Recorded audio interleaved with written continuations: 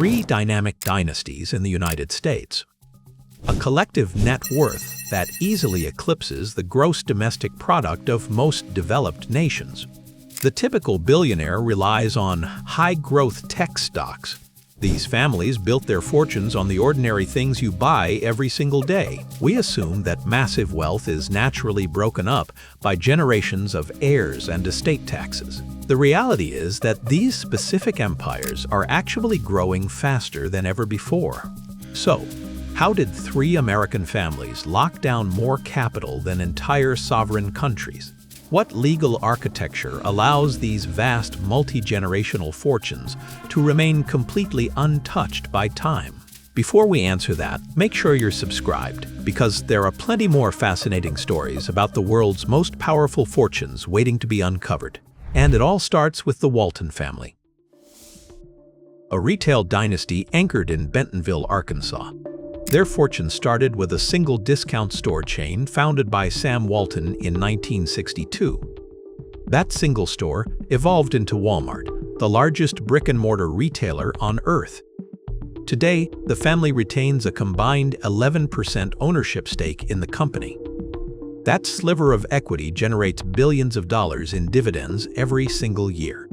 Individual siblings like Jim, Rob, and Alice Walton have each crossed the individual personal milestone of $100 billion. They did not keep all their capital locked in corporate stock. They shifted vast sums into professional sports franchises, including the ownership of the Denver Broncos NFL team. They expanded into regional banking networks across the American Midwest. This deliberate strategy created a shield against market downturns. If retail sales slow down, the sports and banking divisions absorb the impact. The family capital behaves like an institutional fund rather than a personal bank account. This massive diversification ensures the core empire expands even when the broader economy struggles. The logistics network controlled by this single family dictates global manufacturing standards. When Walmart demands a lower price from a supplier, the entire global supply chain shifts to accommodate that demand. This operational scale gives the family an unprecedented level of economic leverage. The constant flow of everyday low prices acts as a steady vacuum cleaner, pulling capital from millions of households daily. The revenue does not stop at the cash register.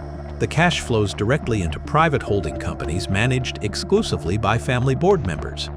These holding companies buy up thousands of acres of prime American real estate. They acquire luxury hospitality brands and invest deeply in sustainable energy infrastructure projects. Every year, the retail dividends are put to work in entirely separate industries. This continuous cycle makes the family completely immune to the collapse of any single economic sector. The sheer volume of cash moving through their accounts allows them to outbid sovereign wealth funds for premium global assets. The Koch family, an industrial superpower based out of Wichita, Kansas. Their corporate ascent began when patriarch Fred Koch took over the core enterprise. His sons transformed the business into Koch Industries, a massive private conglomerate. They specialized in heavy industries like energy, chemical refining, and manufacturing. Because the company is privately held, they never answer to public shareholders. They reinvest up to 90% of their earnings directly back into new corporate acquisitions. This constant cycle of reinvestment turned the business into America's second richest clan. Charles Koch and the heirs of David Koch now control a sprawling web of critical infrastructure. They own the pipelines that transport natural gas across state lines. They control the factories that produce essential agricultural fertilizers and consumer paper products. This footprint means they profit from the basic building blocks of modern physical society. Every time consumer goods move across the country, a portion of the transaction feeds back into their private accounts. The money moves quietly through industrial supply chains far away from Wall Street scrutiny. The family operates completely outside the theater of the public stock market. Public companies must report their earnings every 3 months to satisfy impatient investors. Koch Industries can plan their corporate investments 40 or 50 years into the future. They buy up distressed manufacturing plants during deep economic recessions when prices are lowest. They spend billions upgrading these plants with proprietary automation technology. By the time the broader economy recovers, these factories will operate at double their original efficiency. This long-term industrial strategy requires massive amounts of patient capital. The family controls the entire process, from the raw extraction of minerals to the final consumer packaging. They own the asphalt plants that pave American highways. They own the electronic component manufacturers that supply the aerospace industry. This total vertical integration ensures that almost no money escapes their corporate ecosystem. The physical world cannot function without interacting with a brand under their corporate umbrella, the Mars family, a consumer goods empire managed from McLean, Virginia. The descendants of Frank C. Mars control Mars Incorporated. Frank's son Forrest Mars Sr. joined the firm and helped develop the specific malt-flavored nougat that defined the industry. That formulation became the bedrock for globally recognized candy brands like Snickers and Milky Way. They expanded their reach by purchasing the massive snack giant Kellanova for over $35 billion. But the modern drivers of their wealth are completely separate from the candy aisle. They bought up massive networks of veterinary clinics and international pet food brands. People spend money on their pets regardless of economic recessions. This dual focus on cheap indulgence and essential pet care creates a recession-proof revenue stream. The family members themselves maintain total privacy and almost never speak to the media. They operate behind thick layers of corporate anonymity. This secrecy allows the business to pivot and expand without public backlash or market speculation. The pivot into pet care represents one of the most brilliant asset diversifications in modern history. They recognized that the veterinary industry was highly fragmented across thousands of independent clinics. They used their massive candy profits to quietly buy up these individual clinics, one by one. Today, they control prominent veterinary hospital networks like Banfield, VCA, and Blue Pearl. They simultaneously control the prescription pet food lines sold directly inside those exact same clinics. This creates a closed-loop system where the family profits from both the diagnosis and the treatment. While the public views them strictly as a chocolate company, their actual dominance lies in the medical care of domesticated animals. The cash generated from this division is entirely insulated from changes in consumer dietary trends. Sugar taxes and health trends might impact their confectionery sales, but pet medical needs remain entirely mandatory. The quiet nature of this empire is a deliberate defense mechanism against public resentment.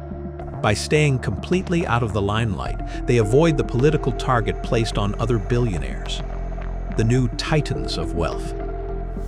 The modern billionaire is often imagined as a technology entrepreneur. Visionaries like Elon Musk, Jeff Bezos, Mark Zuckerberg, Larry Ellison, Larry Page, Michael Dell, Bill Gates, and Warren Buffett have built some of the largest personal fortunes in history. Their companies transformed transportation, online commerce, social media, enterprise software, cloud computing, personal computing, and global finance. Individually, several of these entrepreneurs have accumulated fortunes worth well over $100 billion, placing them among the richest people ever recorded. Unlike the industrial giants of the 20th century, these fortunes were built at extraordinary speed. Amazon grew from an online bookstore into a global commerce empire.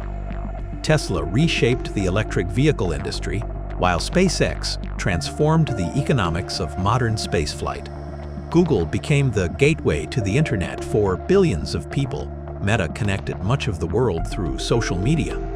Oracle became a cornerstone of enterprise software, and Dell helped bring personal computers into millions of homes and businesses. Their innovations changed how people communicate, shop, work, travel, and access information. Yet there is one critical difference between these modern titans and the three families at the center of this story. Nearly all of today's richest individuals are self-made founders whose fortunes remain closely tied to the companies they personally created. Their wealth rises and falls alongside stock prices, investor confidence, technological breakthroughs, and shifting market conditions. In a single year, tens of billions of dollars can be added to or erased from their net worth as financial markets react to changing expectations. Old money versus new money. The Waltons, Kochs, and Mars families represent an entirely different kind of wealth. Their fortunes are no longer dependent on a single visionary founder or one revolutionary breakthrough. Instead, they are supported by mature businesses that have already survived economic recessions, leadership transitions, changing consumer habits, and multiple generations of family ownership. While technology companies compete to build the next disruptive innovation, these dynasties continue generating enormous cash flows from products and services that millions of people purchase every single day. Perhaps that is the greatest difference between old wealth and new wealth. Modern technology companies often redefine entire industries within a generation. Family dynasties focus on building businesses capable of serving customers for generations. One approach creates fortunes at breathtaking speed. The other is designed to preserve and steadily expand them over decades. History shows that creating extraordinary wealth is only the beginning. Preserving it across generations has proven far more difficult. Many famous fortunes gradually faded as businesses were divided, sold, or overtaken by changing markets. These three American dynasties have largely avoided that fate by continuously adapting while remaining committed to long-term ownership, disciplined expansion, and businesses that provide everyday necessities rather than passing trends. A century of aristocracy. More than a century after their businesses began, these families are no longer simply operating companies. They oversee business empires that have successfully outlived their founders, while continuing to expand into new industries and new markets. Markets will rise and fall, technologies will continue evolving, and a new generation of billionaire founders will almost certainly emerge. Yet while headlines celebrate the newest technology fortunes, these dynasties continue demonstrating that lasting wealth is rarely built overnight. It is built through decades of disciplined ownership, continuous reinvestment, and businesses that people rely on every single day. The billionaire rankings will continue to change as new companies rise and others fade. But the ability to preserve wealth across generations remains far rarer than creating it in the first place. That, more than any single invention or breakthrough, may be the real secret behind America's newest aristocracy.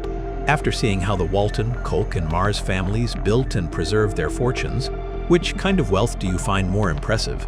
The new fortunes built in a single generation, or the old fortunes preserved and expanded across several generations? Let me know in the comments. And if you enjoy exploring the fascinating world of extreme wealth, you're in the right place. Subscribe to the channel so you don't miss any of our videos.